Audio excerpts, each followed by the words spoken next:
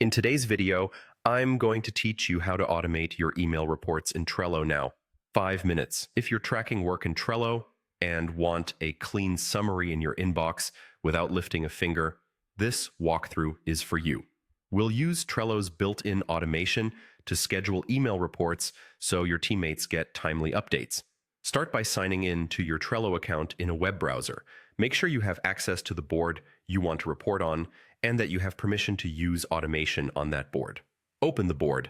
Everything in the report will come from this board's cards, so confirm the lists and due dates are in good shape before you proceed. At the top of the board, click Automation. This opens Trello's Automation Hub, sometimes referred to as Butler. Inside Automation, select Email Reports. This section contains ready-made report templates so you don't have to build anything from scratch. You'll see 4 options. Each one focuses on a common need, like upcoming due dates or recent activity. Pick the option that best matches the update you want to send. Don't worry, you can still tailor the details in the next step.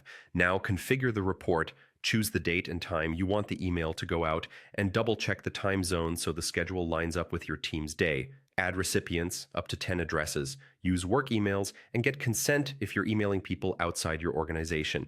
Write a clear subject line that makes the purpose obvious, and include a short message to frame the report, such as what time period it covers or what action you expect from readers. Before you commit, preview the report. This shows you exactly what will be sent, including the cards that match the template's criteria.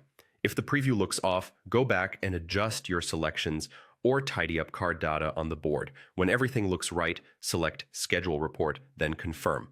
Trello will take it from here and email the report automatically at the time you chose.